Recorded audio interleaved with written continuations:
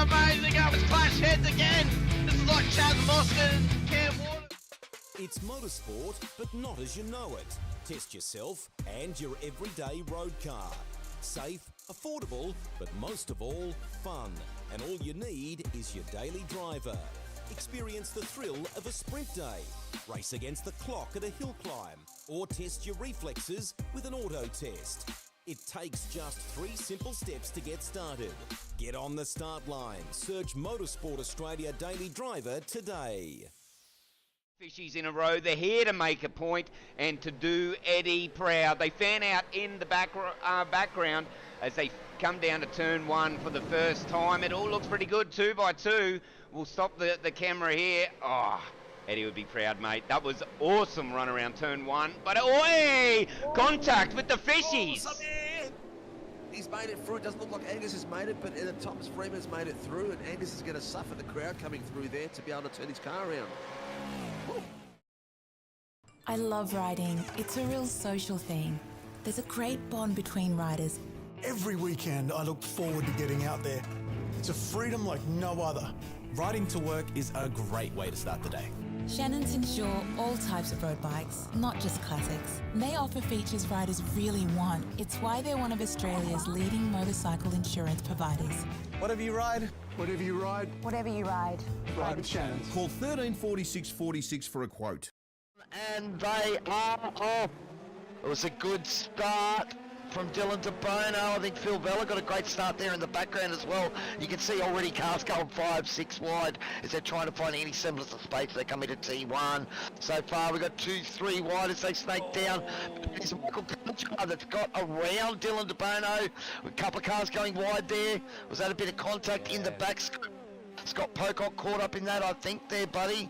But it's Michael Cullajar's got past, so Dylan.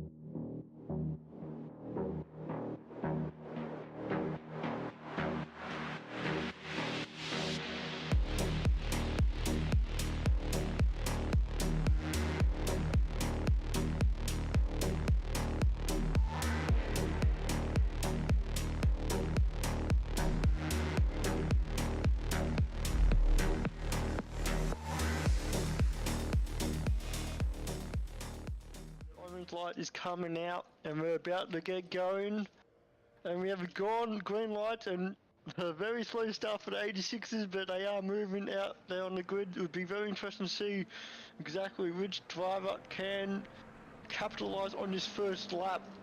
Just go through the grid. Look like Jamie Christensen had a really awesome start to get ahead of Dylan De Bono, and Doug Gowage also jumped his teammate as well, so unfortunately Dylan stalled the car a little bit more than what he preferred. But Weekend in, weekend out, Motorsport Australia officials are making waves. From waving flags, waving cars through pit lane, or responding to a wave for help. Wave hello to new lifelong friends. Who knows, you might just make waves around the world. Ride the first wave. Search Motorsport Australia officials today. Still great classes of car, and if you are able to, if you're coming up the ranks on iRacing through the licenses, it's a fantastic sort of laneway into prototype driving, going from that GT3 up through the prototype classes. As the safety car pulls in, we get ready to go green as we come up towards the line. Edwards, Hasler, who's going to get the jump down to turn 1, or will any of the fishies, any of the piranhas in behind them, assault them down towards green and they're this off. first lap? Let's go here. We've always had a few cars. They're all special. The T-Bird. Oh, that's mine. The Combi for when we want to get away. The XR8. It's going to be a classic. They're all insured with Shannon's. We've also got Shannon's home and contents cover, which helps protect our automotive collectibles, tools and memorabilia in the home and garage. If you're motoring enthusiasts like us, it's got to be Shannon's. Shannon's, insurance for motoring enthusiasts. Call 134646 for a quote.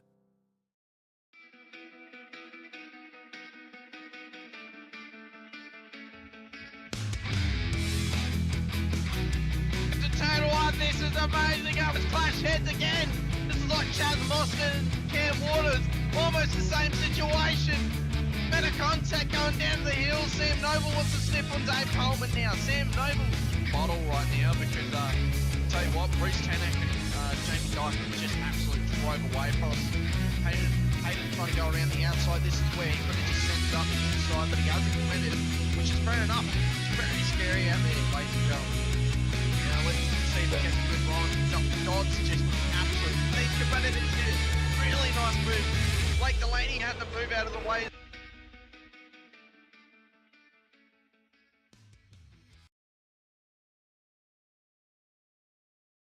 Good afternoon, good evening, good morning, where it is you are watching from here today, ladies and gentlemen.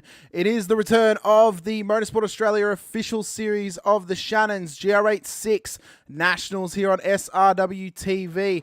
I'm your host for this evening, Hamish Munro, joining me alongside in the booth for the second time this weekend. Oh no, it has not done that. I'll fix that up right now. It is Tyler Sheaf. Sheafy, you were out there for this race this past Thursday night as we're running off the replay file here tonight. How did it all go for everyone out on track, and how do you reckon it's going to show up here on the broadcast here tonight? No, thanks very much for the introduction, Hamish. No, it was a very, very hectic race. I definitely know for sure that GR86s can bring out a lot of entertainment out there for everyone watching and also racing. You know, the three classes being mixed, and you know, it's almost, if not 35 cars on the track at the same time. It was like very chaotic, especially coming to the first corner, but we'll see tonight whether, or the replay, whether or not a few drivers capitalise on the chaos or not. And there was a few as well coming back, or also new to the series as well. So it's very interesting to see exactly what happened to everyone else. I definitely know what happened to me, but I definitely am intrigued to see who was the best driver out there that night. Well, I mean, you know, we're going to get a first-hand look at it, Sheafy. Super sprint round conditions here tonight. 3 20-minute sprints with a couple of shake-ups in the qualifying to boot for the second and third race. Got a couple of people already in the chat here tonight. We got Maddie, we got yourself, Sheafy. You already got to get your love out there for your own team. Got Dan Bartish. We got Mr. Slimy Boy and Schultzy as well up in there. We're going good, boys. We're having a good time. It's going to be a good afternoon of racing, of course, coming up this evening. If you guys didn't know already, it is the Warren and Brown Tools V8 Supercars Pro-Am round number 1 out at Phillip Island. But right now, we're going to get into qualifying, Sheafy, for these Toyota GR86s, arguably the pinnacle of production car racing. Could you argue that the Porsche Cup cars are up there in production cars, or are they more spec race built machines that they drive out on track? Oh, it's very difficult to decide. Depends what you want. You know, I know the Porsche Cup car is a little bit more quicker. You know, just top end speed, agile around the corners. But these cars here, the GR86s, they've definitely been very entertaining. You know, they've been out for like over 12 months now, and ever since IRacing themselves settled down the cars a bit, they've been very, very awesome to race and also to watch as well. So I think the 86s probably top the Porsche at the moment, but I'll be intrigued to see what the Porsche does in the later future. I've also just realised it's actually lone qualifying. I thought we were going to get all the cars on track together. Otherwise, I wouldn't have actually shown it. But regardless, we're here now. We can chat about qualifying here. How do you go about qualifying this car, Sheafy? You know, you're only going to get a couple laps in, being that it is lone qualifying. How do you go about getting out there, getting the car set up properly for the qualifying session, and just trying to get in the best lap possible over your 2 laps? Yeah, definitely. Obviously, a lot of practice beforehand is key. You know, just make sure you understand the track, understand the corners, and know how to be very, very quick at the same time. The good thing about 86 is it's normally 2 to 3 laps, and you are basically spot on. Tires at the perfect temperature. The tank is very, very empty, so you can push it to the limit. But also saying that as well, there was a few corners as well that you just got to be really cautious of. You can get an off track pretty easily, and I know for sure my first 2 laps were off tracks before I got a clean one in, which was a bit annoying. But I know a few other drivers were probably the exact same as well. You know, trying to push the car to the limit to set a real fast lap time, but probably just a little bit too much, and unfortunately getting that 1X and ruining the qualifying. Well, we can see you getting out on track just in the background there. So this is currently you trying to go for your lone qualifying lap, of course. We'll get images of it throughout the background while we chat here for the next 8 or so minutes. But, you know, it's going to be a big race here tonight, of course. It's the first time that the Shannons GR86s are back for 2024, but also it's the first round since they've officially become a Motorsport Australia official series. So not necessarily big pressure on the drivers, obviously, but big pressure for us to put on a great show for those guys coming on board, helping us out, getting on board, making the GR86s an official series, also coming in and making the Formula Vs an official series as well. It's great to have the support from those guys and also the continued support from Shannon's as well. But yeah, so tonight's race, Imola, could be a bit of a challenge for these cars, but I reckon, these cars almost suit this track a little bit. Obviously it's well known as a Grand Prix circuit, well known for the things that happened back in 1994 with Ayrton Senna and Roland Ratzenberger, but I think local production car racing, specifically in Europe, would have an absolute ball racing around here in real life, and I reckon we're going to see some of that come out in the sim here tonight for our 86 drivers. Yeah, definitely talk about old school Formula 1. I remember the first time Formula 1 2013 came out, and I had old classic cars, and you can drive the 80s and 90s cars here at Imola, and they shoot the track really well. Obviously not as fast and powerful as the modern day Formula 1 cars, but you can put some awesome racing with them. And obviously the G86s, not as quick as the 80s and 90s Formula 1 cars, but they're very entertaining as well to watch. It'd be interesting to see where 86s can go in the future. I know for sure it's not the first model of the car, it's been modernised over the years, and I don't know if there's going to be another production car that comes out and just absolutely dominate the world of racing. Well, I think, knowing as well, this is the American build of the 86, of course. The ones that we have here in Australia locally, they don't have those big wings on the back end. So this thing's got a lot more downforce on the rear end compared to what we do have here in Australia. But I think it's good for the Australian fans and the Australian drivers to see how these cars handle differently compared to the real-life counterpart here in Australia. But it also allows us to kind of get a feel for what they're experiencing over in the US. Of course, it's easier for them to scan the US version of the car than it is for them to scan the version we have here. And, the only real difference is that rear wing. It just gives them that little bit more downforce, where the majority of the car is the exact same, apart from the fact that one's right-hand drive, the other one's left-hand drive. So it's going to be interesting to see how they handle this track. I think it could be an absolute ball to run one of these around here, and I think we're going to get an absolute great show on board. Got Sam Catacasinos in the chat as well. Look forward to seeing what he can do. He did very well Wednesday night in the F3s, and let's see if he can back that up here in this series here for the 86s, if he is out on track. I'm not sure if he is, though. I'll have to double check. Wayne Edwards as well in here too. Yeah, he definitely will be out there on track. Same thing with Wayne Edwards as well. So Matty Philly Taylor as well was another one. I think Schultz might have been race control for tonight. I think it was the safety car this time by. Yeah, so obviously, a few of these boys, they get to come back and watch the replay and just, see how they went compared to others. And it's very interesting as well. Like, you look back at it now on Thursday, go, what could I have done better? I noticed the first round. The first round is normally the hardest round to come in, because you got, the first race for the season. It's been a couple of months before your last race. You're back there, with a big field, back from a holiday, so they're all a little bit rusty. New drivers as well that you probably never raced against as well, so it can cause a little bit of havoc, out on the track. A few people forget what it's like to drive a race car out there. So, no, definitely Imola is very entertaining. I know a lot of drivers had a lot of fun out there that night, but definitely looking forward to seeing exactly who actually capitalised the most. I'd never watched a replay or anything like that. I know for sure I was too busy trying to fix my sim rig that night, so definitely not the best racing for me, but definitely looking forward to see what others do out there. You're just full of excuses, aren't you, Sheafy? It was the rig's fault, wasn't my fault. But, I think Sam's saying, I have a feeling the less you watch me, the better the quality of the racing on broadcast. Well, we for sure will be watching how Mr. Catacasinos goes in this race then off the back of that comment. 3 minutes left. You probably got one more lap in you. What's the thought process? You got your banker down. Now it's all about just kind of consolidating that. Do you go for a bit of a full push here and just rely on the fact that your banker is good enough, or do you just try and get a little bit faster than what you did last time by?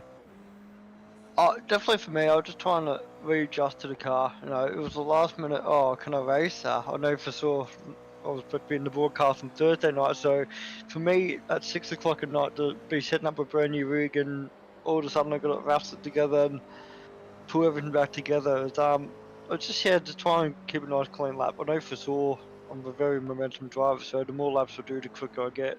It's just, I think that's with everyone, but yeah, just trying to remember exactly what Imola's like, and also as well as that, an 86, what can 86 do here? It's not a Formula 3, not a Formula 1 car, what is it, So I think it was my first ever time being in a tin top here at Imola, and yeah, it took a little bit more longer than I thought it would be to adjust to the track itself. Yeah, I remember I called a race prior to the Christmas break known as the Tin Top Cup, and it was involved with these cars alongside the Clio Cup cars, and then also the old mid-2000s Mustang. And it was incredible to see all three cars running around together. The BOP was set so they were all at a similar pace, and it was quite interesting to see the differences between all three cars, being that all three are actually quite different. One of them being a highly powered rear-wheel drive V8, another being a little front-wheel drive front-engine car, and then having the high downforce GR86 high downforce compared to the other two cars, and just seeing where they would actually gain time across the lap and where they would actually have the benefits of gaining time across the lap compared to each other. But tonight, it's all 86s out there, every single one. So, the cars are relatively the same. It's going to come down to the setup of the driver and how the driver can, perform in these cars around this track. This track, can be very challenging. There's a lot of different sections of this circuit you've got to be careful of. Where do you think is probably some of the areas that drivers need to be aware of before heading out on Imola for the first time, just to be safe of where they might end up having an incident or two? I definitely know for sure the bus stop at the back end, in the last sector is very critical. You got to slow down a fair bit and it's not any room at all for two cars to go side by side. I know I learned that the hard way. You lose a lot of speed, unfortunately, because you try not to obviously clean yourself up and the cars next to you as well. So that's the key point to watch for this race. But and saying that as well, probably like coming to turn 3 and 4 as well. Just getting the right speed as well. If you get too much momentum, you boss off the track, hit the sand, and spin off, and there goes your race. You got to start all over again. So yeah, just those two corners there, I think it's very critical. You can lose a lot of time, and I'm intrigued to see who actually can capitalise, and I'll try and learn from them how to drive Imola properly. Well, mate, we're going to get into our first race of the night. Let's quickly run through our starting grid for this evening. Starting out in pole position, it is Velocity SimLab's Dylan De Bono, who gets the car on pole with a time of 2:03.802. Just in behind him, we'll line up Joshua Houghton out of P2 with Dougie Gowans, Dylan's teammate, lining up just in behind Dylan there in P3. Shane Ratcliffe will then come in P1 for the Pro-Ams, but he'll start P4 overall here tonight alongside his teammate, with Dan Barter starting in behind in P5 for ETS Motorsport. Daniel Byrne will then start in P6 for Carlin's Motorsport, just ahead of Sam Katakazinos in P7 for Velocity SimLab, with Tim Corn starting at a P8 for Locked On Racing. Ty Delaney will then start in P9 for Fishy Motorsports. That's a good qualifying from the young fella. He'll start just ahead of Callan Hodgkinson in P10 for Crisscross Racing. Ryan Price then starts at a P11 here tonight, just ahead of John McHenry for Locked On Racing in P12, with P13 going to Marty Walker and just alongside Matthew Feely out of P16. Oh, P14. What am I doing? P14. Fitzroy Beaumont will start at a P15 here tonight for Vermilion Motorsports, ahead of Daniel Fritz for Whiskey Runners Racing, with Mark Turner starting at a P17 here tonight for K-Tech Motorsport. Brandon Griffiths will then start at a P18 for Project 36, ahead of Dylan Butzini for P19 with Locked On Racing. Cam Hardwick makes up the top 20 for Velocity SimLab. How's the rest of the grid looking, Sheafy? Yeah, so P21 is Wayne Everett, followed by him is Peter Baxter in P22. You got Vic Ben Valden in P23 and Kevin Rutfield on the outside of him. Followed that is Phil Buckland in P25 and David Simmons in P26. Myself in P27 was outside of Stephanie Bacoli in P28. Got Jamie Christensen, he didn't shed a lap time at all, so he starts in P29. Followed behind him is Mark Cochran in P31. Kurt Chapman is in P33 with Noble 34th position, while Greg Johnston and Dean Sinkovich round out the grid. Oh, and Brandon Schaefer as well in P39. and Shane Newens and Steve Singovich as well. I'm sorry, but I tried changing people's names so they'd actually fit properly. They decided just not to work for me here this afternoon. But we'll try and get all that fixed up before Thursday night when the boys take over from the broadcast. But we've got all the cars lined up, Sheafy. It's going to be a big afternoon of racing. 3 races for these guys in these cars. De Bono is in pole position. We're going to get ready to get green flag racing. Let's see how they do here and if they can keep it nice and clean on the opening lap out here at Imola. Yeah, definitely going to be very interesting to see what happened. Dylan De Bono, I know for sure he wants to make a massive statement for this season, considering he just missed out on the championship last year, finishing P3. So off we go. Green light is going. The Vermilion Racing on the outside has actually got a real good jump start on it. So it looks like a standing start for Dylan. They've got a lot of work to do.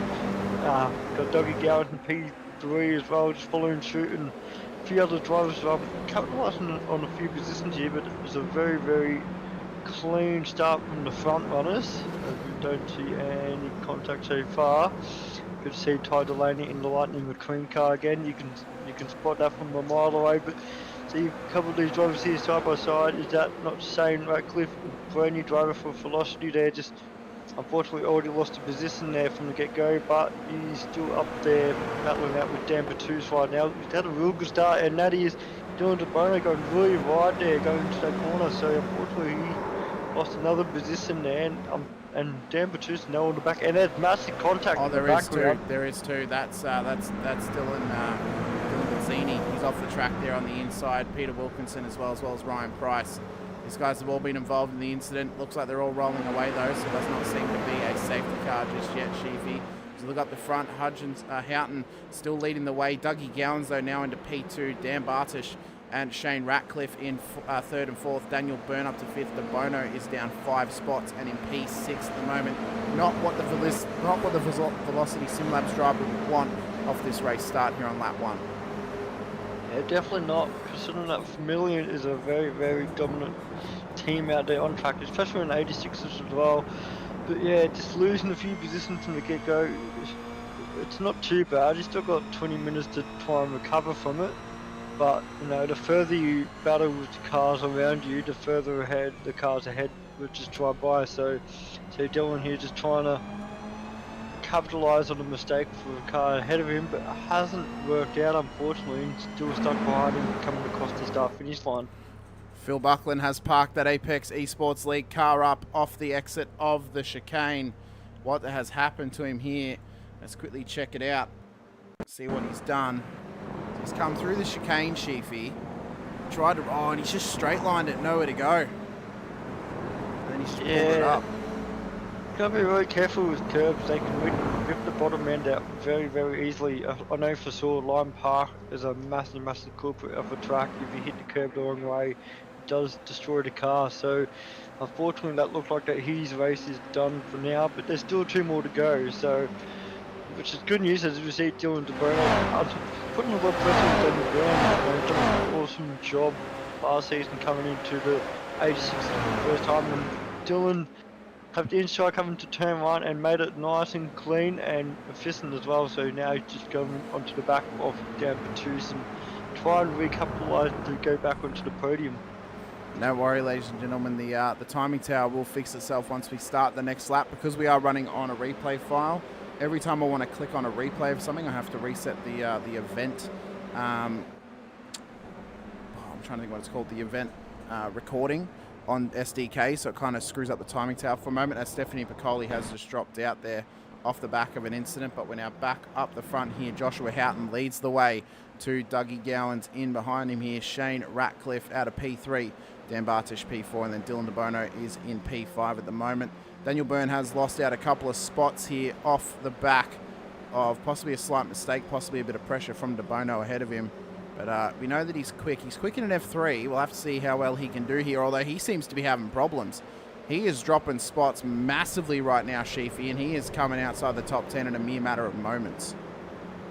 Yeah, he definitely would have thought it would slow down at first, but all the other cars behind had caught up to him very, very quickly as well, and he's still dropping further and further behind. So maybe it's got a little bit of damage on the car by accidental, but maybe it's recovered what it is. You see a few drivers in McHenry, Delaney, Christensen, I'll talk about Christensen. He's already in P10 after starting outside the 30th position, so it's a very, very quick recovery from the previous season champion. But as you see, it's got Turner and Beaumont behind him as well. But yeah, last season pro champion and overall champion as well.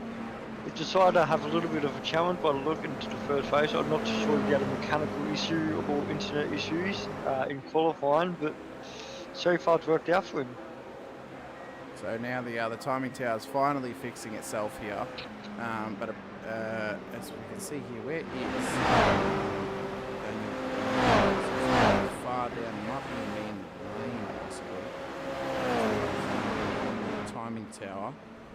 He's not around these guys anymore. Apparently he's up in P1, but he's just not. He's not up in P1. He's not there because that's currently Josh Houghton. So this should fix itself once we come around for another lap.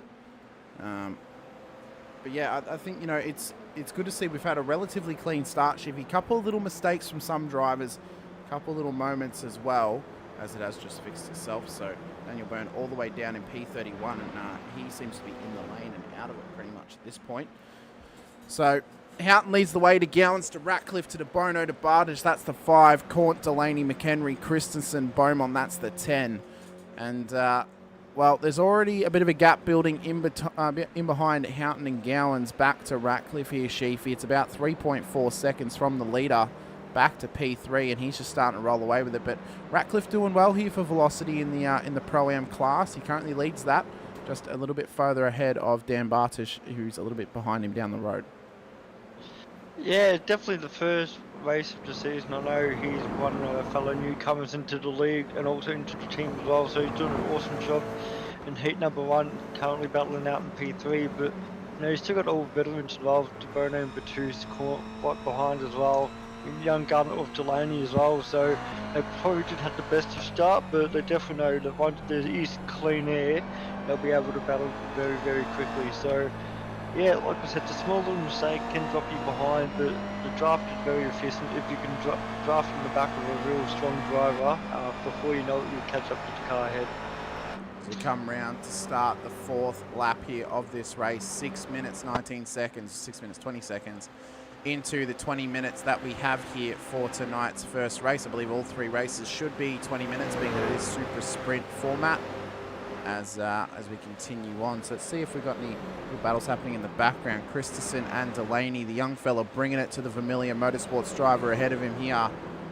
Hopefully he's not trying to end up like the king and just rolled over in a sandbank off the side of the track. Hopefully he can just get past him and win by a tongue's length, because that's what this Lightning McQueen wannabe would want to have from Fishy Motorsport. But you know, the young fella, he's got some pace about him, Sheafy. I mean, He's a real prospect in terms of iRacing, and he's gaining pace year after year. Remembering this boy's only 14 years old, and he is just rapidly moving up the timing tower season after season. Yeah, I'm definitely looking forward to his future. You know, he's only 4 years away from being an 18-year-old that can go out there in real life racing if he has the opportunity of that. But you know, like you did race last season in the 86s. I know he struggled a little bit, probably not to the pace of where he exactly wants to be, but so far right now, it looks like he's definitely gone up another notch. And you know, to stick behind Jamie Christensen is a massive achievement alone. Like, he's one of the best out there in 86s. He's probably the only one with the most laps in iRacing alone in this car, so he knows the car inside out. Delaney is more of your V8 supercar driver, you know, especially the Fishy Motorsport, they're all basically V8 supercar drivers, so this is pretty much brand new for him. He's trying to learn by himself, so he's done an awesome job so far to be up in P8. I tell you what a selection for him as well to try and move up in the world of other forms of racing. The 86s are a great pathway to multiple styles of racing, being that they are a tin top production car. You know, the skills that you can learn from driving such a raw piece of machinery.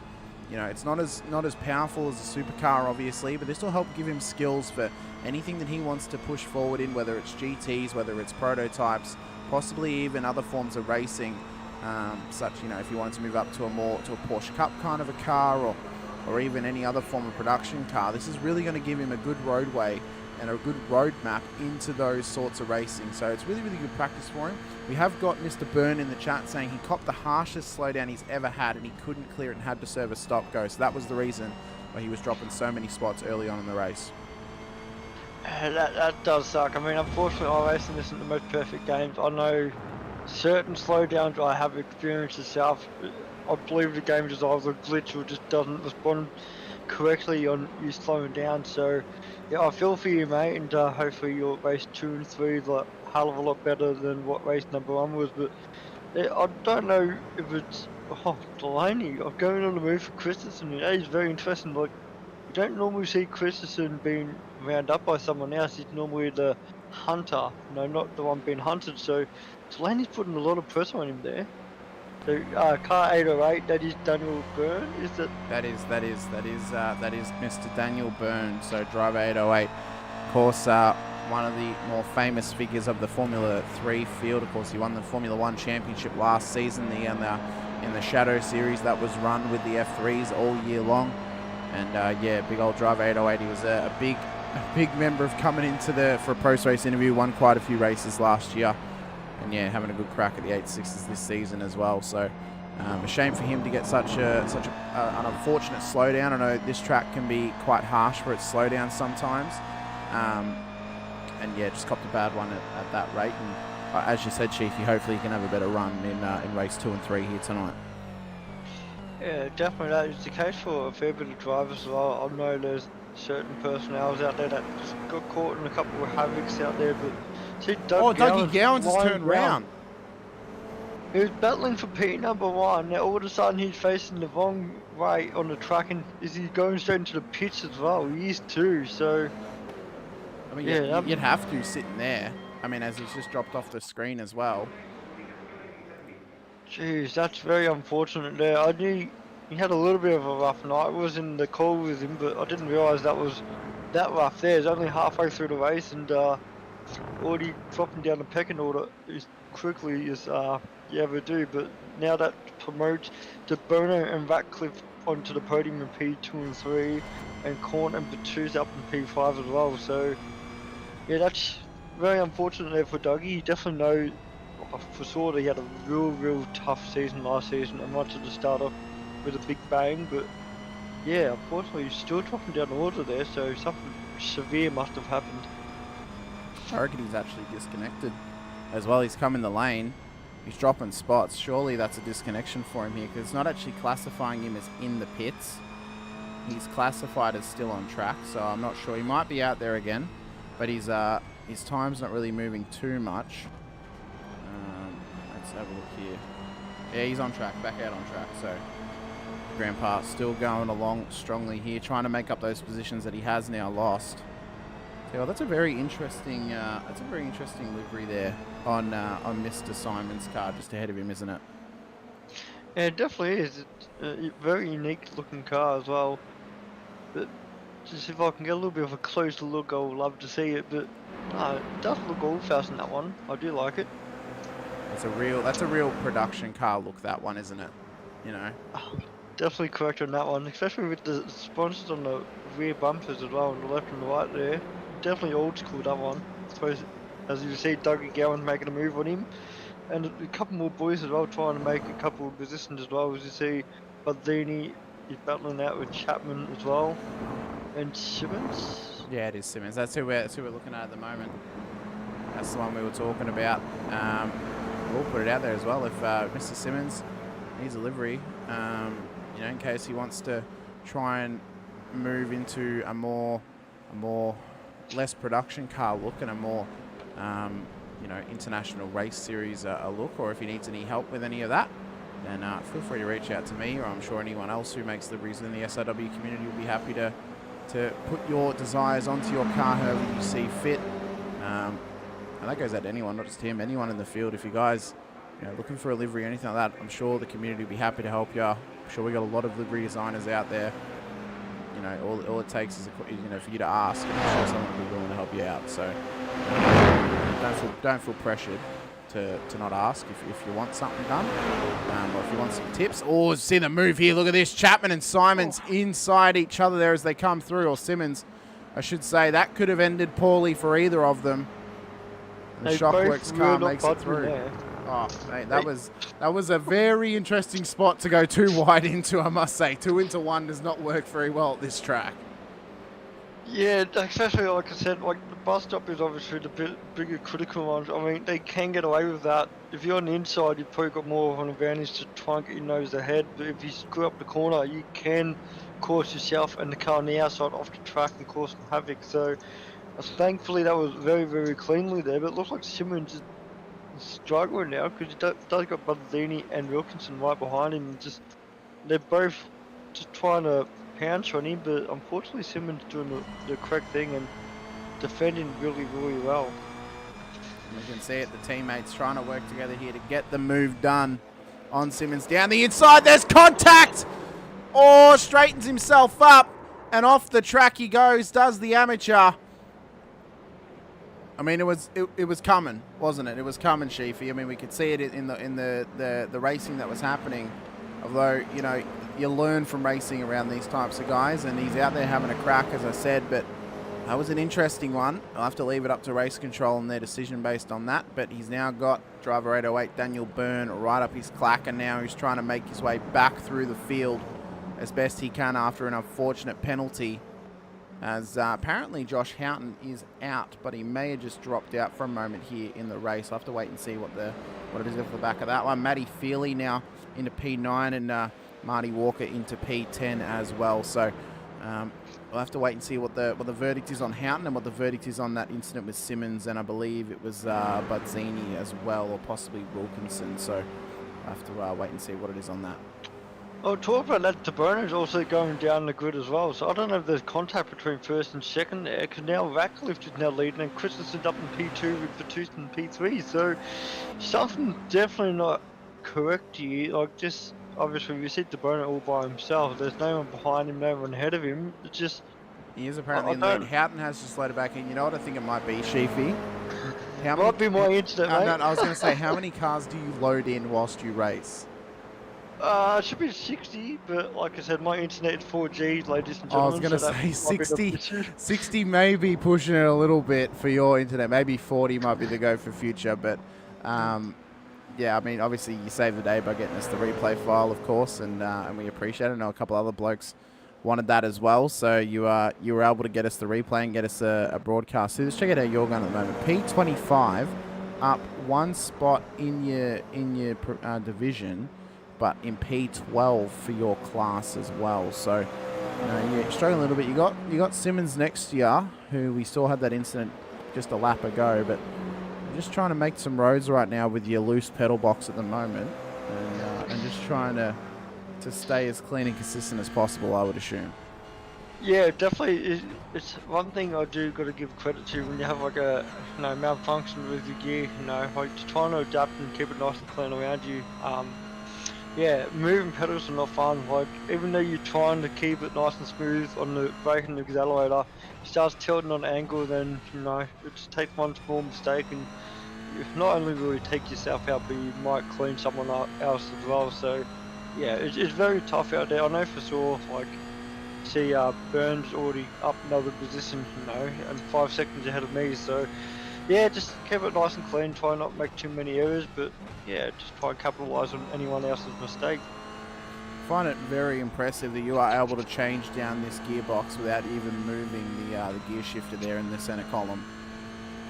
Oh mate, I think it's a special skill that only a certain person else can do, so nah, it was a good night racing, but yeah, hopefully next time I'm out there I'll have a bit more fun. But let's see, Sammy said use maximum of 63 always, so all the cars are accessible during replays.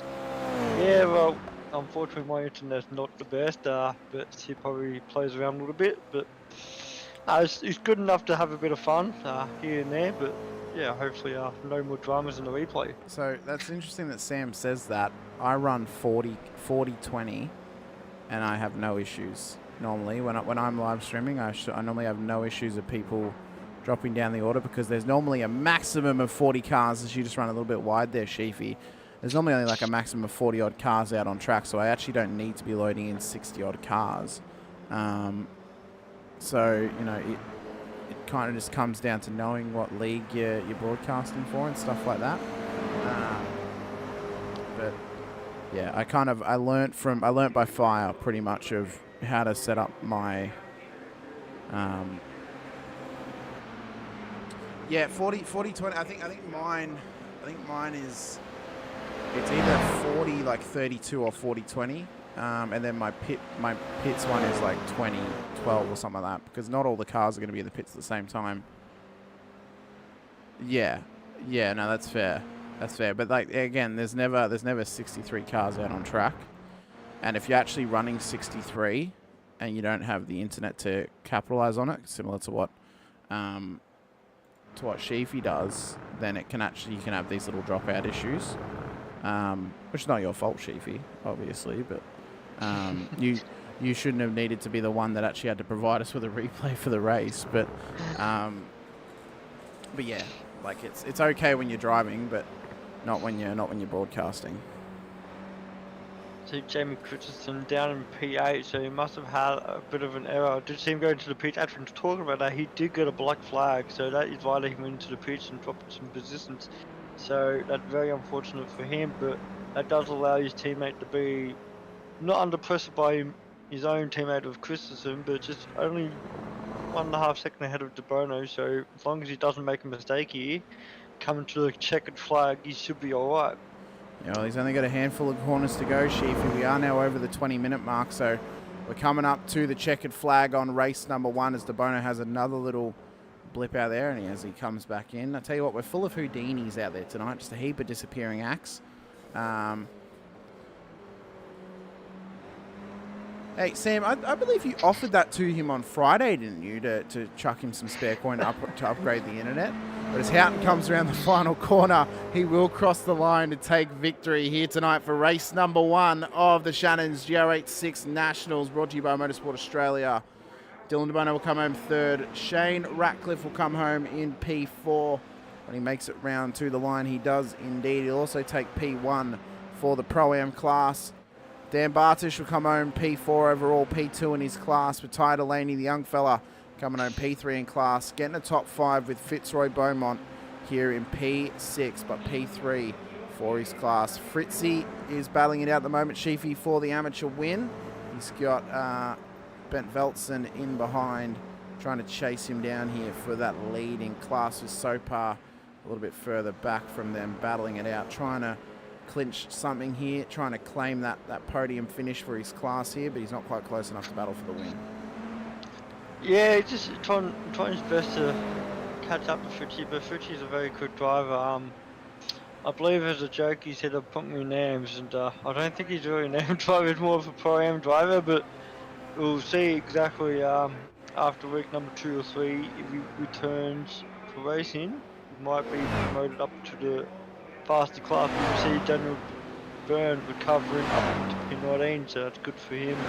But then he rounding out the top 20, so pretty good battles out there all across the field, and yeah, hopefully the internet holds up for race number 2, because I believe that's where all the hectic stuff starts coming in. Oh, we're getting the salt and pepper, we're getting the spices out, we're cooking up a lovely Sunday afternoon roast for everyone at home here for the Shannon's Toyota GR86s. As I mentioned, guys, 7:45 p.m. tonight will be the Warren and Brown Tools Supercars Pro-Am Series.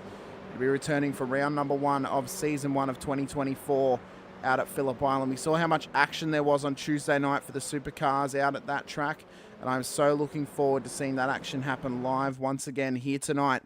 It's going to be an absolute blast for it to happen. We got race 2 coming up, Sheafy. We'll quickly bring up the grid here. We'll quickly run through it. I believe it's just, is it even a reverse grid, or is it a continuous grid for this one? It's a reverse top 10 from the first race. So a reverse top 10 grid? Okay. So Dylan De Bono will start out of P1 here tonight ahead of Joshua Houghton in P2. We then have Dougie Gowan. So this is the same as before. What the hell?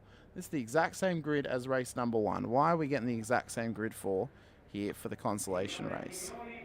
Yeah, unfortunately, SDK is not a happy man. I have done a few replays before, and for some odd reason, they don't like playing the game, especially when there's multiple races. So I really maybe don't. just a magic wave with the wand, and we'll see what happens. We'll have to wait and see here if we can get our grid up.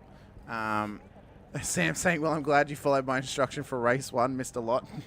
Well, I mean, we were trying to get as much action as we could, Sam, and obviously it's a quick race. There's a fair few cars on track, and we're just trying to keep it as clean as possible. Mr. Sinkovic out there as well. He did send me a message. He's hoping to be at the broadcast early tonight, not be there as it's starting as it was on Tuesday. We'll have to see when he does rock up, though, for the broadcast here tonight later on. But we're getting the cars out on grid, Sheafy. They shouldn't be taking too long to get out there once again. Ryan Price, look at him. He starts out of P11 here tonight. Dan Bartish, he's a bit further up the grid, so could be on here for a nice, high-quality race for race number 2. That first race absolutely flew by, though. That 20 minutes just absolutely rolled on by. And all of a sudden, we're starting up here for race number 2. Yeah, definitely good to have nice, quick action races. Nothing worse than the long dragon race. So 20 minutes, and then another 20 minutes, an hour of full racing. I think the drivers love it. Obviously, yeah, there's not really a strategy played to it, but it's a lot of clean driving and fast-paced action that can make or break a race. What I think it does for us as well, it gives us a little bit of a shake-up, Instead of having a 60-minute race where you'd have 2 safety cars that back the field all the way up, you put that into 3 20-minute chunks, and all of a sudden we're then all at green again, and we're all at proper restart section because, we are pretty much at that point in time, it's all brand new. You're all starting from the grid. You got fresh tires, fresh fuel, ready to go for another 20 minutes. And, barring a safety car in this one and the next one, we could be on here for a nice, quick, short, sharp race here tonight, or, racing here tonight, getting to the end of this one, and crowning a round winner, which looks like it could turn out to be Josh Houghton, who took out the first victory of the night. Yeah, obviously the first race is very critical, but there's only two points per position, so, yeah, it's a few other drivers, they can capitalise on your bad race, so all it takes is one small mistake, you at the back of the grid, and an easy 10 to 15 drivers can jump in points. So yeah, it's very crucial to not make those errors. We have the green flag going and all the cars are starting. There's another thing as well that we're going to be really wary of, standing starts as well back this season. So if you don't practice standing start, you are not going to be able to move up the grid. As you see the familiar driver Jamie Christensen taking a brilliant jump with the crisscross racing car behind him as well. Oh, ooh, a little bit of a wiggle there, just hitting too much of the curb, but nice and clean once again in the action there. Oh, Sheafy, you've had an incident. What have you done here? You've just missed out. Might have accidentally had a mistake with Greggy for the second night in a row. Greggy, if you are watching, I do apologise. It was not on purpose. Unfortunately, I did back off on the brakes and the accelerator to try not to spin in, but yeah, malfunction said no, you've touched the accelerator, and yeah, we went around. So does that mean apologise for that? Did your pedal box just fully come off, and you're like trying to fix it as you're driving down the road after that? Something happened to it, and it wasn't happy with me, and yeah, I knew straight away from the get-go. I put my hand up, going, I'm going to get black flagged here, and so be it. So lesson learnt, don't switch pedals at the last minute. I just see the locked on lads having a good battle with Shane from Velocity as well. We tried Delaney behind as well, trying to capitalise on the position here, so oh no. Brendan Griffith has gone around here. All the drivers just, look at them all. That was almost in sync then, just veering at either side of his car. Oh, needs to be careful. Johnston nearly got collected by him. That was super, super close. Well avoided there from him. As Mr. Sinkovic, imagine him having a battle and he's been spun round at the chicane. Oh, Mr. Spinovich will not be happy with that one. Also, where's the number board, Stephen? Yeah, I think he reliant on the broadcaster to put the number board. I did it, but apparently it doesn't want to show up on his paint. But speaking of Sinkovic, is the other one, Mr. Dean, is up into P3 in class right now. Ironically, he actually has the number board. There's a big slide out the final corner. for Dean Sinkovic. He's trying to get the run down the straight. He's got David Simmons on his inside. Looks to make the move, does the Kiwi, as he comes up here to start lap number 2. This is the battle for P3 in the amateur class. It's the fastest lap of the race, but I think it might be because the rest of the field's times have not been collected somehow. Someone's on the grass ahead. They just make it as goes round Mr. Sam Katagazinos as he comes through the corner, and there is absolute carnage at turn number 2. We can't even see it properly off the back of the blimp there. We'll head back up. I believe there was 100 different position changes then just from that one corner. We see Todd Delaney further in the background is going a bit slow, but yeah, unfortunately there's a few. Oh no, Fitzroy Beaumont is in the sand, no front end there, so that wheel's hanging off too. Contact. That wheel's hanging off. Could he need a tow off the back of this one? Which could mean safety car. Mr. Sinkovic doesn't back down. He doesn't. He does not back down. He keeps battling it out. As we can see the battle here between Sheafy, Edwards, and Dean Sinkovic just up ahead of them here. It's a hard battle going on here, Sheafy. You're really in the deep end right now. Oh yeah, it's going to be really, really Sinkovic. You don't know what you're going to do sometimes. He's going to be like his brother and do a couple of donuts out there on track, but they're doing a really good job here trying to maintain a position here. As I'm trying to shut down the gap on him, but not close enough by looks coming to the next corner. Hodgson just gets it done past Edwards onto the inside of the chicane. Does very well to get it done here as we come round the long loop down towards the hard braking zone at the double left-hander. Start lap number 3 as Katagazinos has had another incident down the back of the field. Where is he on my list? Yeah, he'll be there unfortunately at the very back. He's still going at the moment. Still got the car on P, but he's about to be overtaken here by Sinkovic on the outside. Mr. Sinkovic thought better off just to stay behind him. Nice looking car, mind you, as well with the Shannon's on the 86 car, nice and green. Beautiful looking livery, also as well with the red rims as well. It's almost like a Christmas livery actually now thinking about it. Well, he'd be hoping to bring himself some presents here tonight. He's hoping for no coal in his helmet. He wants presents in that helmet. And he's lost, he's up 3 positions, I do believe, in class. Up 11 overall. So he's done well here to avoid the carnage off the start, get into his rhythm 5 minutes into the 20-minute race. And you just be hoping to keep that pressure on Katagazinos ahead. He's not battling him for class position or points. The battle is with Simmons in behind. And well, Johnston, who's a bit further up the road, is his next challenger in amongst the amateur class, who is now back up here with Marty Walker, Phil Buckland, and Brendan Sopar. Yeah, it's a good battle there. Those 4 will be very similar on pace as well, so it'll be intriguing to see who can capitalise on the battle here and who's a little bit more stronger at Imola as well. See, Greg Johnston just trying to make a recover after I accidentally took him out, and I just heard on the race control that I did get the black flag, so see Turner just making a bit of an error or maybe a little bit of a love tap there, but that allows Mark Cochran now to battle straight into the top 10 position, and also McHenry as well to catch up as well, so that's very unfortunate there for Turner. Now he's just stuck in a massive battle pack, especially with these 2 battle on. It's just another 5 drivers behind ready to capitalise on it. I'll tell you what, Josh Houghton already up into P2, and he is chasing down his Vermilion teammate in Jamie Christensen at a rate of knots as each lap goes by. De Bono can't really do very much right now. He just has to hope to try and chase him down as best as possible. Ratcliffe trying to do the same. I see a car coming out of pits. I believe it might be Peter Wilkinson as there's a car parked up on the side, and Sheafy, you've had a bit of an incident here off the end of the last corner, nearly coming into contact.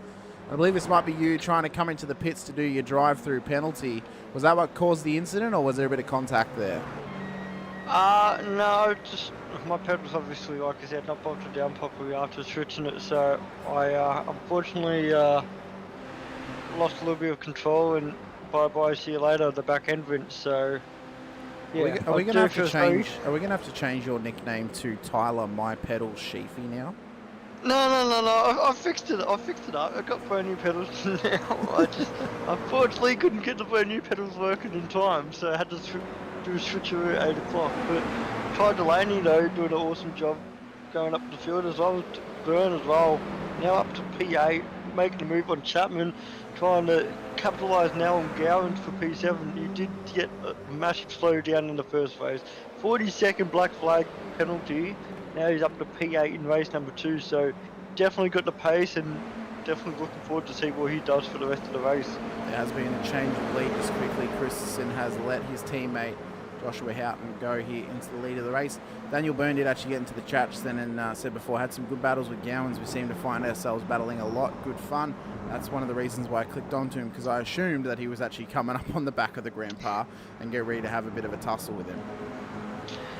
Yeah, those two are very familiar. Not only now in the 86s, now that Byrne got his head around the speed of the Toyota, but the Formula 3 as well. These two always battle left, right and centre as well. So if you do not join the Formula 3s on Wednesday night, please do, because these boys here, they have some awesome entertaining races, especially in open rules as well. They know how to put the pedal to the metal and just keep nice, good, clean driving. I mean, that's what it's all about, and not only in the F3s but in the 86s, even in the production, even in the sports cars on the Friday night. It's all about just staying consistent, staying clean. We know that those F3s are, you look at them wrong and something goes, just breaks off them.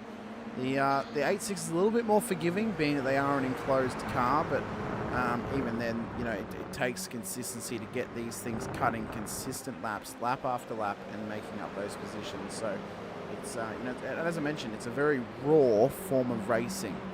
Not many bonuses you get from driving the 86 in terms of assists or anything like that. So this guy's coming up to the lap traffic now, Fitzroy Beaumont, as we make our way around up towards the fast double left and down into the bottom of the hill.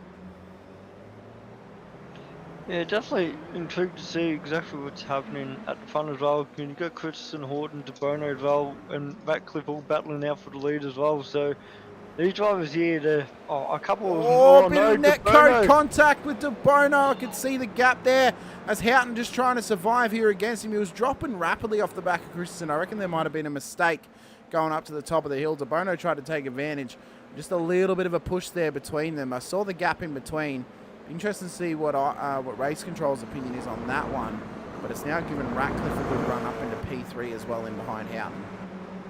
That could have been very, very, very messy there, but those three drivers kept it nice and clean though. I understand that a little bit sideways left, right and centre, but they didn't collect each other. They kept the car nice and straight, and the racing resumes, which is awesome to see.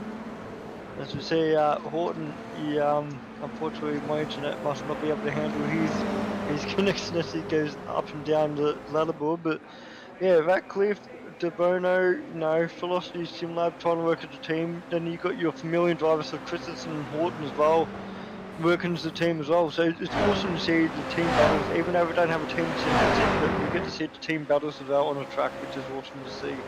Does not have the team livery on his car. He has the old school team livery. I think he didn't pay attention to the livery channel and unfortunately missed out on getting it on time for the race. So we do need to remind him this week. If you are watching Dill, make sure you change your trading paint, and be all set for next week. See here, Tim Corn has done well here to keep this car P5. Houghton still struggling to stay connected to Sheafy's internet here as he just dropped down the order once again. Dougie Gowans, Daniel Byrne in behind them, Kurt Chapman, Matty Feely and Mark Turner. That's the 10. You see Cochrane, McHenry, Fritzy, Hardwick, Sinkovic, that's the 15. I tell you what, Dean's done well here to get that car up that far up the field as one of the cars has been spun around. That's Callum Hodgkinson of CXR. Yeah, very, very unlucky. And it sounded like as well, I think car number 43 just got given a black flag as well in this race for contact. So it looks like that. Yeah, so it looks like that once he goes into the pit, he'll definitely drop down some positions. I'm not 100% sure how many positions he will lose, but that does. I would say that would almost put him outside the top 10. Yeah, I reckon it might bring him out around about Ty Delaney. I would say that, and that'll obviously be due to the contact with De Bono at the bottom of the hill. There was netcode involved, but I mean, if his car wasn't there, the netcode wouldn't have happened. So that's probably race control's mindset in terms of giving out the penalty.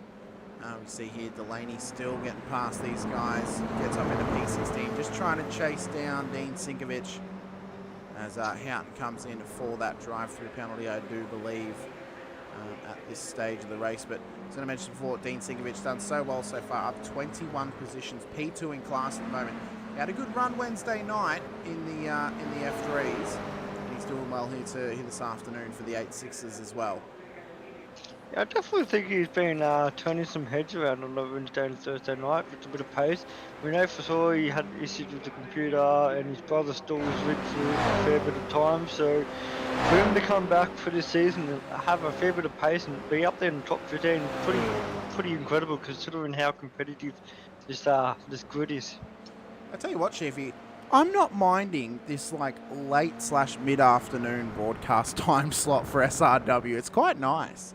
It's nice coming in here, calling a race. We know we got the supercars a bit later on. It'd be cool if we could run a series in the afternoon, maybe like a Porsche Cup car or something like that, just as a bit of a pre-show towards the supercars in the evening.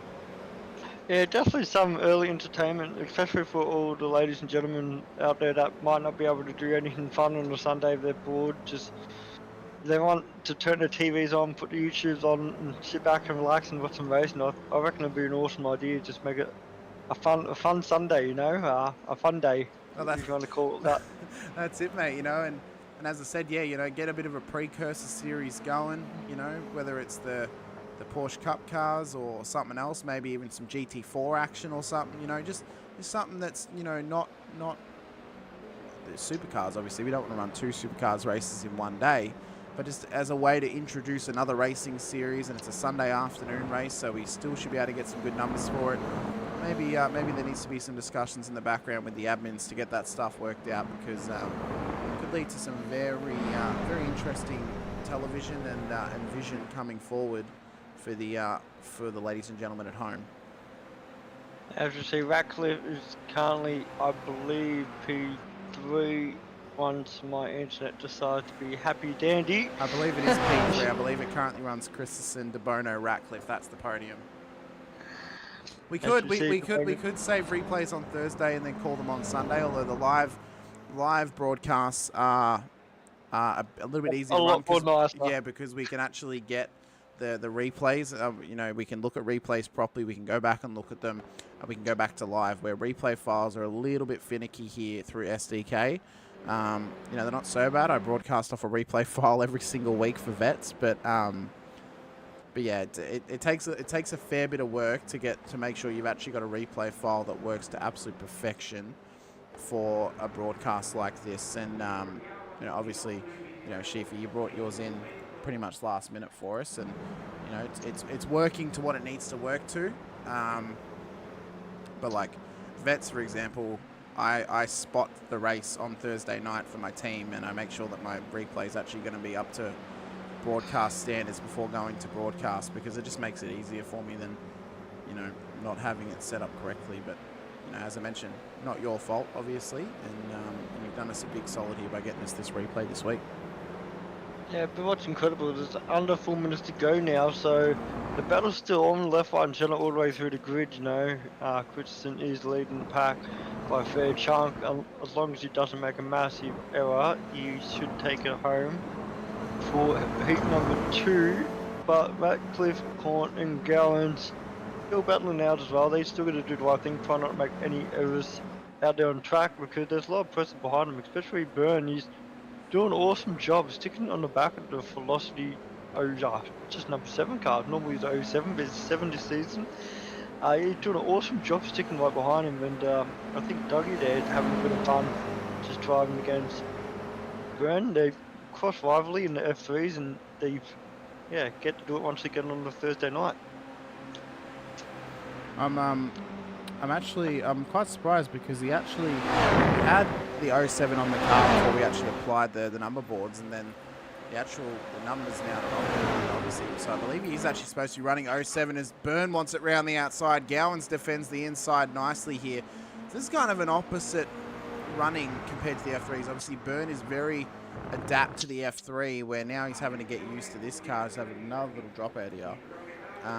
Let's pick one of the other drivers. I do apologise for this. We'll go on with McHenry, but Gowan's a little bit more experienced in the 8.6 compared to Byrne, and it's almost like an opposite, where Byrne's incredibly quick and incredibly consistent in the F3. Not that Dougie isn't, but you know they're kind of on par with each other when you line up both cars against each other, sort of thing. They kind of just level out in terms of their pace and their stability in the car as well. I definitely believe the two drivers as well. They're getting more and more even the more lap time they do in other cars. As we see McHenry, who's seed number 3 champion last year, and I have spoken to him about it. He goes, it's a little bit more of a fluke of a championship because, you know, he came into season 4 last year, coming to season 1 this year, and there's a lot more drivers on the grid, a lot more quicker drivers as well, you know, putting a big challenge. So for him, you go, well, we call him Mr. Consistency. That's what Shibby love calling him. As we just see, he gave Cochran a nice little, or maybe just slower car, not Cochran actually. That's a slower car. Nice That's a little lap love tap there, yeah.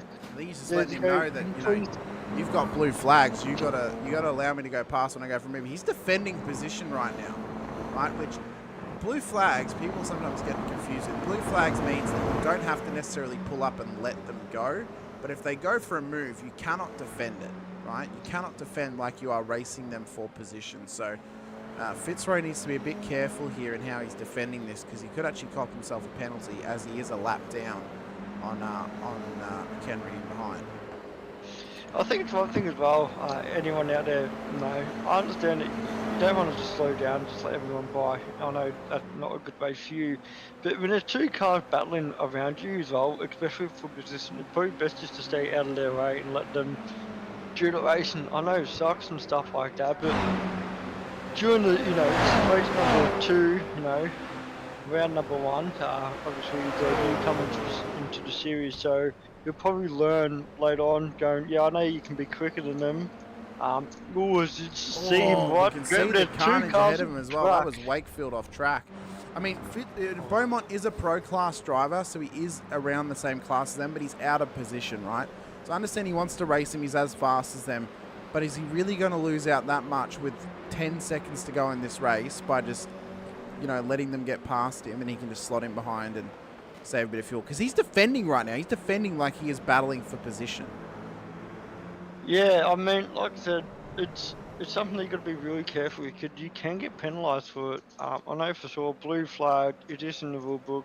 Normally it's a sector, you know, to move by, especially if they're under half a second behind you. You got to let them go. You see Christensen, De Bono blinking in and out of a battle for the lead in. Unfortunately, got to go back down to Korn, who's in P3, Gowans in P4, and Byrne in P5. So Korn's done an awesome thing jumping on board in 86s last season. I think that he would finally be able to do a full season this year and be able to compete against the other boys around him. So he's doing an awesome job there. Unfortunately, so from my internet, it's not the best, and cannot handle Christensen going over the finish line with De Bono as the checkered flag is out. And that is another win for Vermillion on the board, but first one for this year though. Actually, second one for, well, first one this year for Christensen, second win for Vermillion. De Bono in P2, Ratcliffe in P3, Cornton 4th, and Dougie Gowan in P5. So awesome battle there for the top 5 boys. So these guys still battling it out. McHenry and Cochrane. McHenry's going to get home in just in front of him here, P11. Cochrane's going to come home P12. And that battle was starting to heat up, and as soon as the race is over, well, it's like it's a big reset for them. These guys are going to be starting side by side for race number 3, being that they are now not a part of the reverse grid section of the grid. But yeah, questions are going to have to come about of the driving acumen of some of the drivers out there when under blue flags. I mean, obviously it's not us picking on them. They are just the example that we have on hand. Yeah, like I said, I know it's the first night out there. I know a lot of people like just going racing. just make sure there is a rule book out there. Better read the rule books. It's not just for yourself; it's for everyone. If you know the rules and you know, race by the laws, you should cause some awesome racing, because you understand the laws and stuff like that. But thankfully, it was an awesome race. This race, a little bit hectic at the start. I know it caused some havoc. I know a couple of other drivers got caught in havoc, but yeah, good second heat with. I believe there were 31 finishes on the lead lap and a couple others that were a lap down. So yeah, it was pretty awesome racing. I think Daniel Byrne actually lost out to Kurt Chapman on the line there because he's, I believe, classified P7 off the end of that race. So very interesting if he has actually lost out to Chapman. If this is a post-race thing that's actually happened, I'm not 100% sure. Houghton, though, did finish behind them, definitely. He was P8. So we could be on for a very interesting final race of the afternoon. Sheafy, we got one 20-minute session to go. Unfortunately, we have not got the interviews lined up. What will likely happen is it'll be a similar situation to the F3s, where we'll get the producer on Thursday night to have a chat to the winners in the practice session prior to round number 2 starting up out there for their next race, which I believe, if I quickly check our calendar, I did check it before, but I've forgotten what it is. I believe race number 2 is out at Barcelona, so that should be an interesting race as well, out of the historic layout, which is, ironically, the actual current layout that they use at that track. Yeah, it's pretty weird when you say it's historic now, it's modernised, but I'm happy that it's on a historic, no chicane now, it's just more momentum. I think it's better for these cars as well. It gives us drivers another chance to be able to make and create a move for an overtake.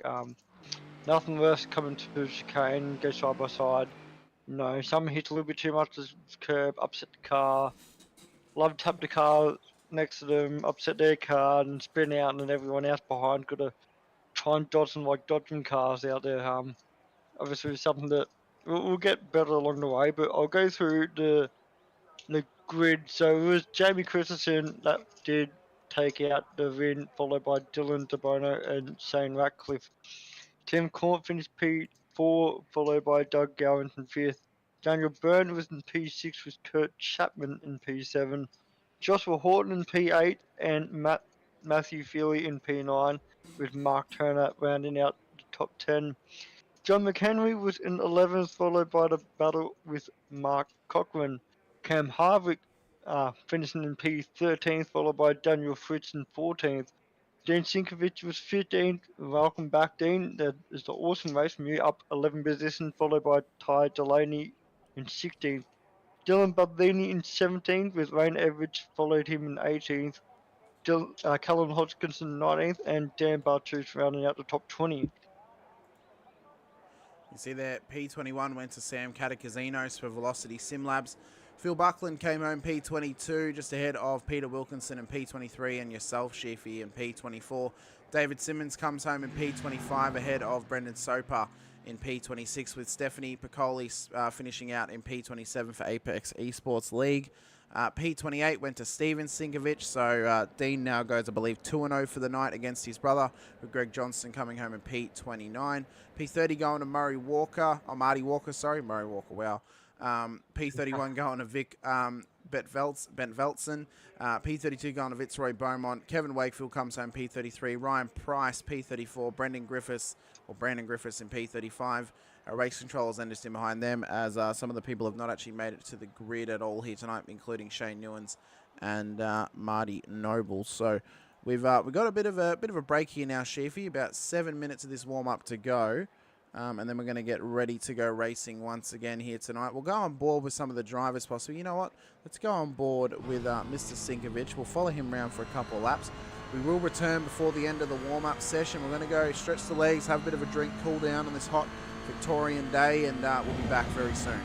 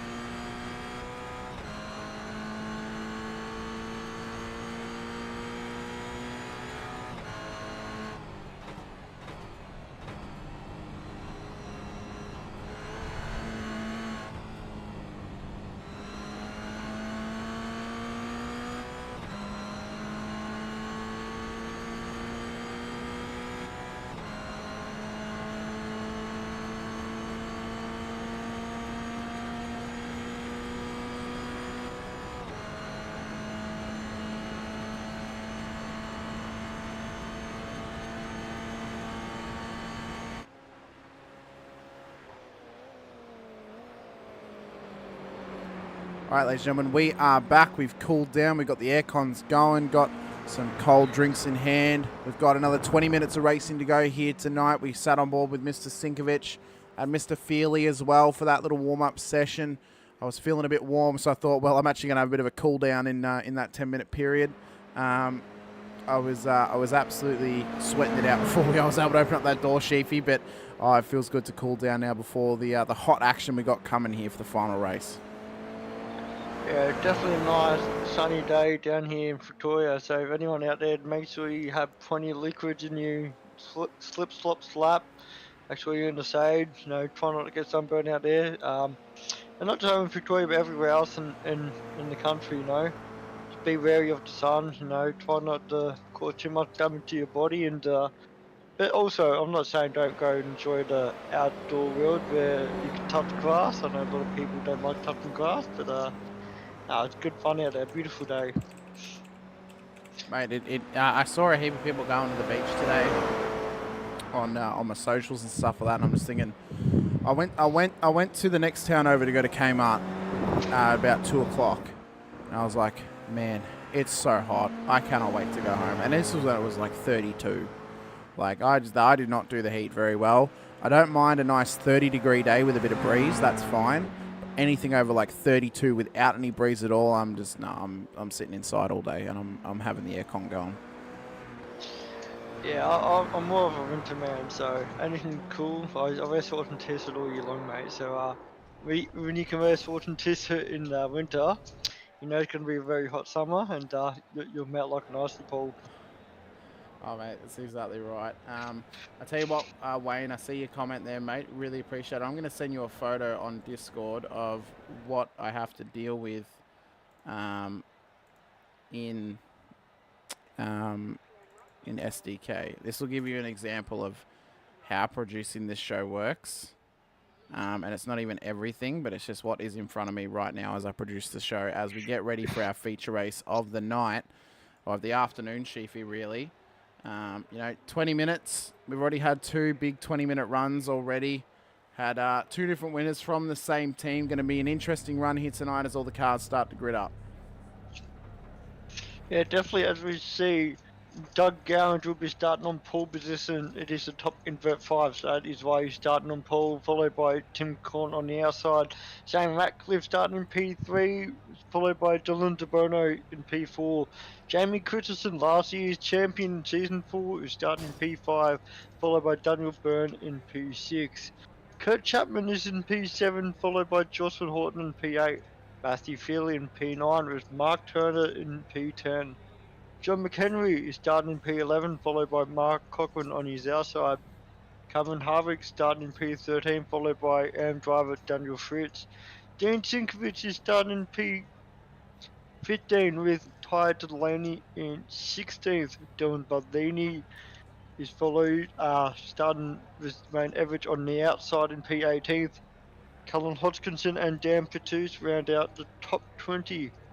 Then we've got Sam Katakazuna starting in P21, followed by Philip Buckland in 22nd. Peter Wilkinson in 23rd, with Tyler Sheaf in 24th.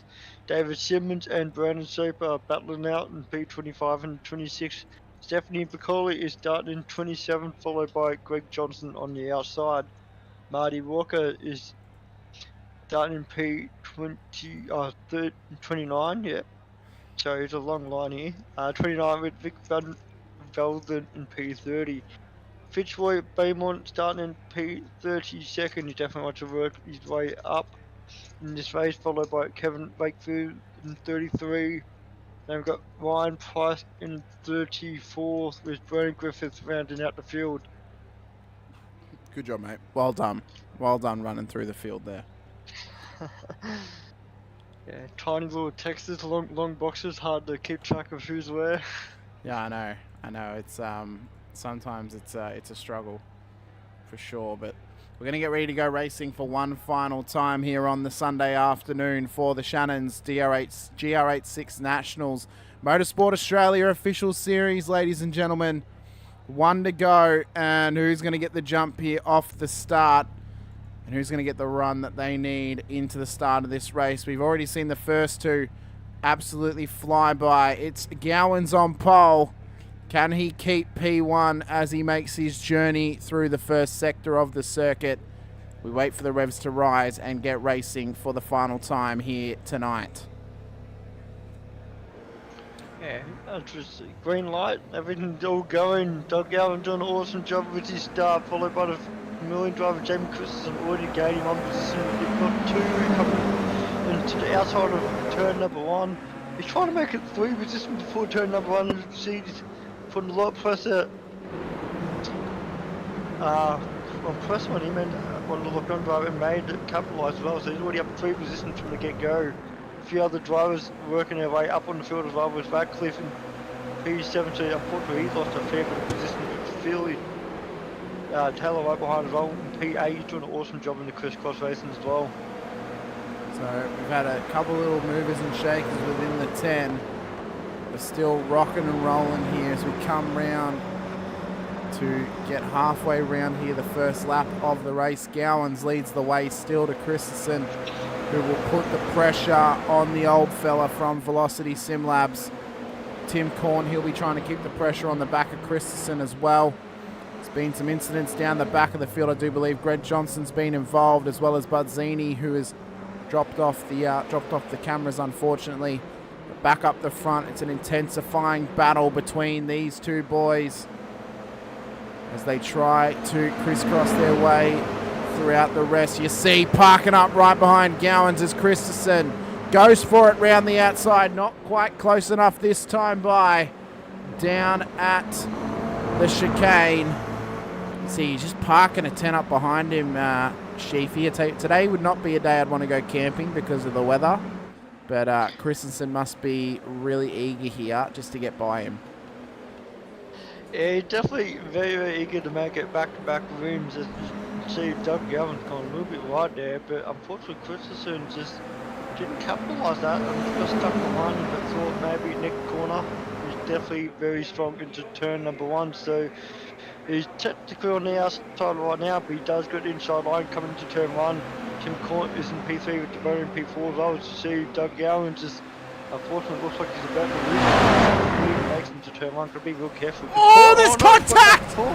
And into the wall they both go. That was so close to collecting the rest of the field. And the name on that bonnet is a perfect description of what has just happened there. That was a real shitbox rally moment right there, Sheafy. I mean, wow, oh wow. Gowan's outside the 10 now, getting eaten alive by the rest of the field. We have had a comment from Daniel Byrne. Apparently Josh Houghton is struggling with dropouts, and he actually just had to end up letting him go because he was scared, didn't know where he was on track. So have to keep an eye on that internet connection. Of course, we've been talking about internet connections all afternoon, and he's just dropped out again. And I reckon that is actually genuinely his connection. That's not even yours. That's like, otherwise the rest of the top of the field will be dropping out as well. Yeah, so maybe it wasn't my internet after all. It might be Horton's internet that causing massive glitches all the way through, so we could put the blame on him, which is good. But Radcliffe is now in P4, so he did have a bit of a slow start, losing a fair bit of position from the get-go, but now he's gone up again. As you see, he slowed down a fair bit there. There's two cars there, and that there's contact as well. And I reckon he actually caught the same slowdown that Daniel Byrne did in race one, because he's actually had to like park it up. And that has just dropped. I believe it was, might have been Kevin Wakefield. No, it wasn't Kevin Wakefield. Someone else down the order quite a fair bit. We have got Fritzy in the chat. Let's see how you're doing right now, Fritzy. Coming through the chicane, in behind Dan Bartish, trying to chase down Ty Delaney as well, as you currently lead the amateur class. Got a bit of a lead here over P2 in your class, being Dean Sinkovich a bit further down the order, but he hasn't really lost out anything. He's just kind of trying to keep it clean, as you are as well. But yeah, your perfect description. It is already a big bust up early on in this proceedings, Sheafy, and Christensen and De Bono going hard at it for P1 right now as we start lap number 3, 4 minutes 16 into the 20-minute race. Well, the funny thing about it, it's a lot of mind game being played right now with De Bono behind Christensen. You notice for sure, if you can utilise the draft to get into the lead onto the final lap, it's going to be very hard for Christensen to get back ahead of him. Because it's not until roughly just after the start-finish line, if you have a real good exit, that you get a chance to overtake. So Toronto playing the long game here. These two were battling out for the championship last season, so it's not a very unusual sight to see these two P1, P2, but it's up to Toronto now not to make an error behind a very, very dominant driver, Christensen.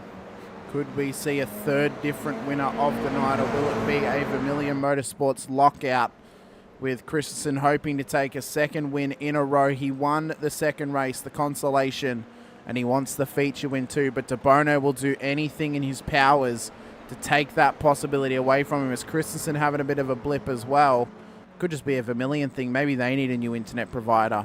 Maybe Catacasino seems to be offering the coin to them for a new connection. I don't know. As Feely has now managed to get his way up into P4 here for CXR.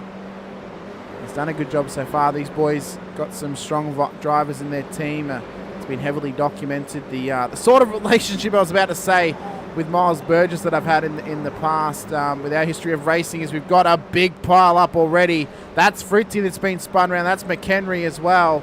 I have spare coin, yes. As McHenry and Fritzy both got spun round there off the back of that corner. But yeah, maybe these boys need a bit of connection to stop the blipping in and out. I'm not sure. As David Simmons has also had an incident. Where is he on my list? Let me find him, please. I can't even find him, to be honest. So, here he is. He's just gotten going again. And ironically, you're coming past him right now, and it appears that your car's carrying some ball wounds. Yeah, unfortunately, this is lap 3. I believe there might be a little bit of contact between the two of us. I definitely had contact with someone else early in lap 3, but yeah, it'd be interesting to see exactly what Simmons does here, because we're going to go up to the bus stop. Well, actually, no, second last corner here. Oh, goes for the dive, and there's been contact. That was almost a nice little side-by-side pirouette there. Not what you want, though, at this point in the race, as your teammate Dougie Gowans comes on through. That's an interesting one for sure, Sheafy. I mean, I'm not going to ask what your opinion is on it because you were involved, but I would say that's a bit of a dire move there from the amateur trying to get past you on the second to last corner. Yeah, well, unfortunately we don't have a replay for the first corner. It was lap number 3 with myself and one other driver. It was very deja vu, so for that to happen twice in one lap, I definitely wasn't having a good night. So yeah, unfortunately that happens in racing. You can't win them all, and yeah, always got to look for the next race. Well, I suppose now your mindset must just be, let's just go running in the 90s and get this car as far up the field as we can, mitigate those mistakes. Yes, that was an initial D reference because you did say deja vu, and it was a good drift by both of you through that second to last corner, so I thought I'd just play that off you nicely there, Sheafy. Oh, it definitely works out because you just 86 as well, and I used the Torino 86 that he's referencing initial D, and exactly. If you want the new Ghost, I think there's MF Ghost, new series out, they do have the brand new GR86s, which is these cars here, but it's used for drift, not for racing, so a little bit more different. So if anyone out there that want to see GR86 races, well, that's one way to go, but this is a bit more closer to real life. You see Tiger Lady in P10, battling out with Catakazunas ahead and Dambertooth behind, but a real good battle pack there. As we see a big move there from Beaumont trying to move up in the field. Actually, that was Beaumont, yeah, moving up in the field, and brilliant move. We know that he was down the pecking order in the last race, and he's, I think he's almost up 20 positions already from the get-go. Yeah, he's done well here just to kind of pick his way through the field. We know he had the pace in the last race. He was battling it out with the likes of Cochrane and McHenry, but he's done well here to get his way up the field. As we can see a move just up ahead. I believe it might be Mark Turner possibly going for this. Round the outside, big dive. Gets it done. Oh, that was tasty. As see Hardwick and Catacasino's battling it out hard too, just ahead of young Lightning McQueen in Ty Delaney. It's a very apropos livery choice there for the young fella. He is almost like the young up-and-comer, trying to go for his first Piston Cup. Wants it up the inside of Hardwick, not quite close enough. And this right here is a great little battle pack between these boys, and they're just battling it out hard. As Mark Cochrane has had an incident, he spun it round in the background there. Not what you want to see from the Apex Esports driver. No, definitely not. He's lost a couple of positions there with Singovich going on the outside, but thankfully Griffith is 10 plus seconds behind, so I've got a fair bit of breathing room for the car behind, but he's got a lot of catching up on the cars ahead. You see Daniel Fitz just trying to put Griffith under a lot of pressure. We did see contact made between him and another car early in the race, so we've got a lot of recovery to do at the moment because Singovich is, Dino is actually winning the AM race at the moment.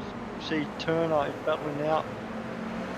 Kalikazunas up ahead as well. He's trying to make another move as well to get up into P7, but Kalikazunas is very, very quick as well and a very good driver in 86 as well. Put a lot of laps in as well. As you see, he is leading this group with, I was going to say 4 others, but it looks like there's 6 other drivers in the yellow and orange numbers.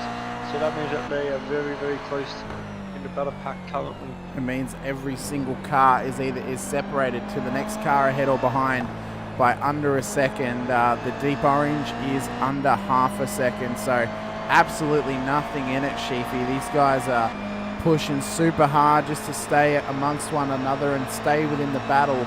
As we mentioned, Turner a Pro-Am, Harvick a Pro-Am, Katakazinos a Pro, and Fitzroy, Beaumont in behind them a Pro as well. So it's going to be a good little run here as Byrne is under massive pressure from a CXR double team of Feely and Hodgkinson as they just try to trickle their way through turn 2 and 3 as we come up towards turn number 5 and 6 down here at the next chicane as Mark Turner has had another incident inside turn number 2. That's not what you want. Obviously, we know he was pushing hard. He was just trying to get on through. And he's made a mistake there off the back of maybe pushing a little bit too hard to get past Katakazinos. Yeah, it definitely does. As we see Katakazinos up in P7. Got a fair bit of breathing room now to the cars behind. So just unfortunately, that spin there just caught everyone else off guard as well and had to lift off. It was he. A little bit of pushing shoving there with Beaumont and Batus there. As you see, Harvick trying to make a move on the outside of them as well. Batus has got the inside line here, side by side coming in. Unfortunately, Harvick got a little bit wide there, but gone back in, a little bit of bump and running. Thankfully, it's not a Formula 3 car or open wheeler. As they go to the neck quarter side by side again. Harvick got the nose this time. Still almost side by side.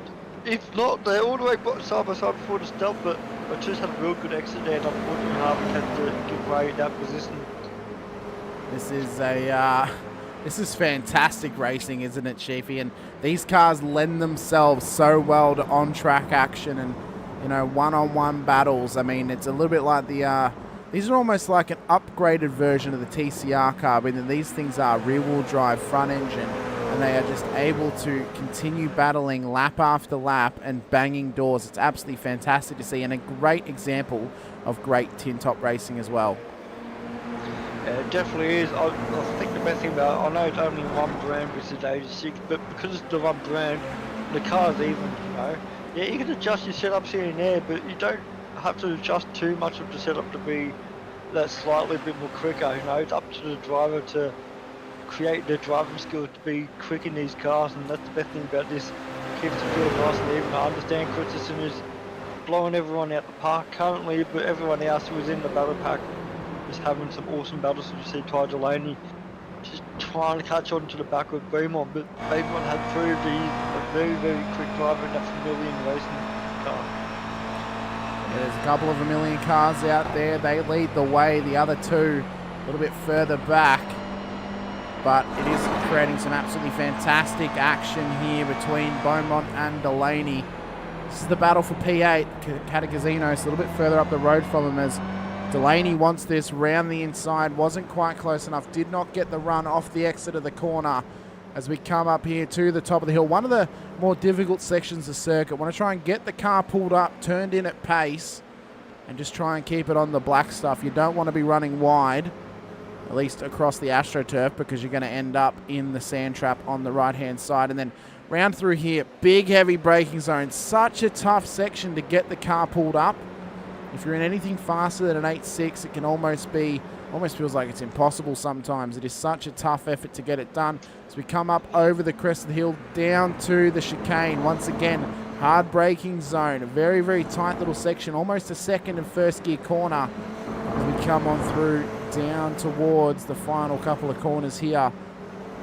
And I tell you what, these guys are just starting to spread out a little bit, but the top two, these guys are still together as De Bono is just trying to chase them down. But it is a 2-on-1 situation, Sheafy, and it's going to look pretty insurmountable here for De Bono if these guys don't start racing each other. Yeah, well, the thing is, Christensen just got a bodyguard forward, and it depends how they want to play the team game. He can slow down, block De Bono, let Christensen get that 1, 2, 3 second buffer. Just make sure there's no toe, and he can just go in clean air all by himself. And we see Bernie here going onto the inside of Hodgkinson. Awesome battle here for P3, and he took it nice and cleanly as well in the red car. We definitely used to seeing him in the pink and black car of the Kittens Racing, but unfortunately that team is no more, so he's off to a different team now, and that's why we see the red on his livery rather than the pink. But awesome job though to get past both crisscross racing drivers. I definitely know Hodgkinson and Feely would want to try and move up as quick as possible, because there is a driver named Sam Katakazunas catching up very, very quickly as well.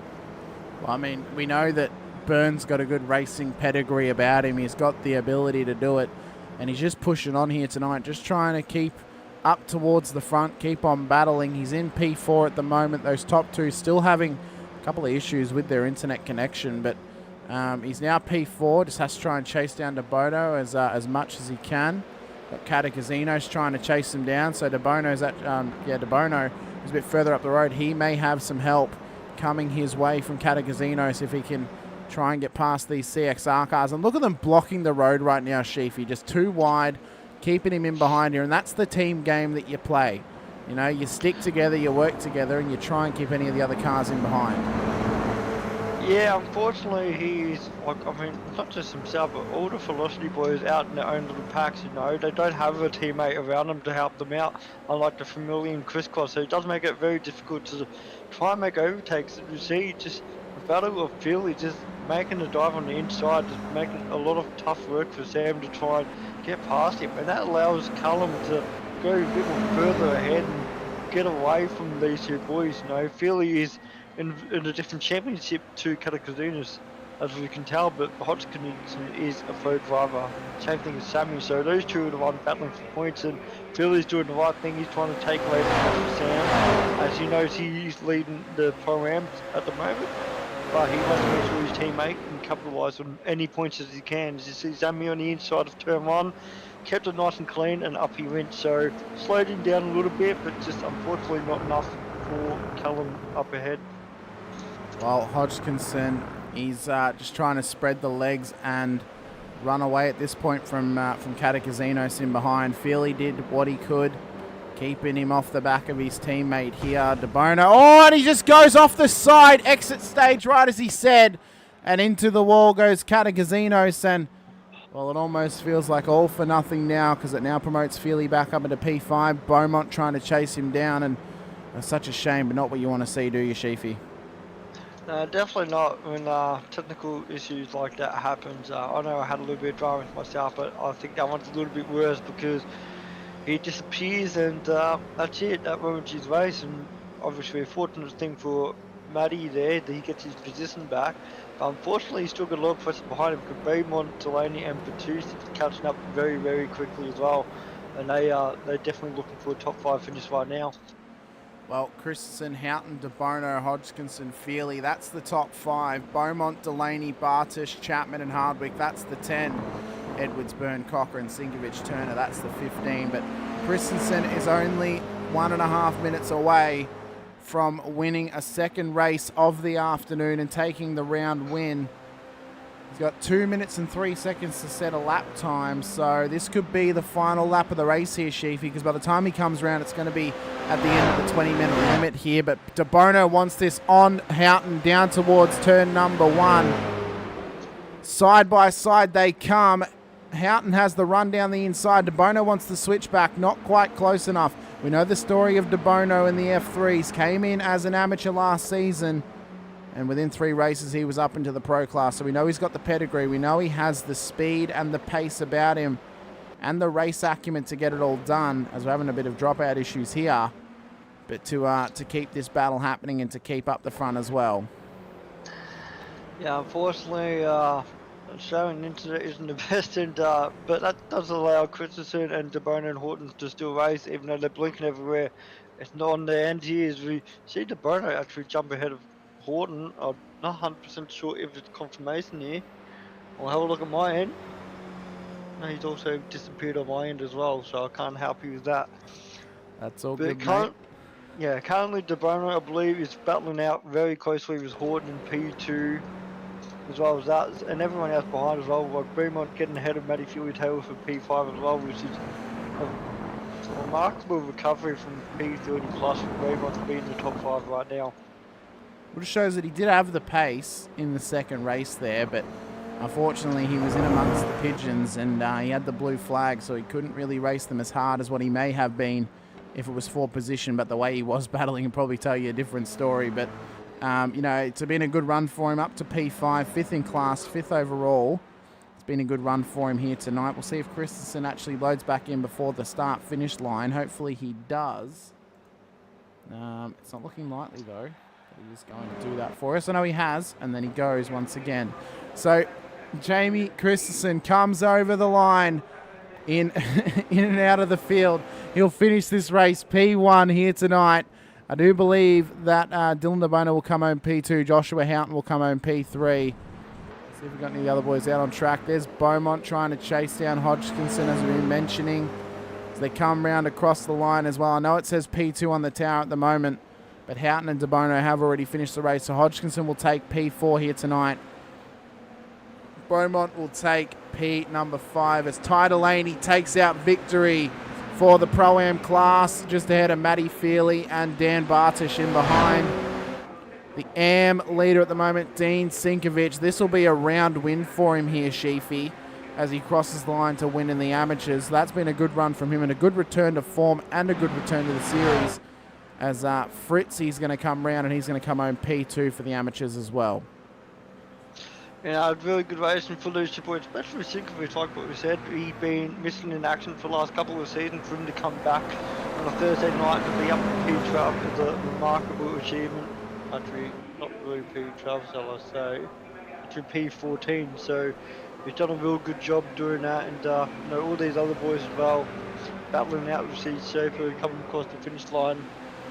He's awesome battles as well with the cars ahead and behind. And definitely looking forward to seeing what they can do for the next couple of weeks. So let's bring up our results here for the feature race here tonight.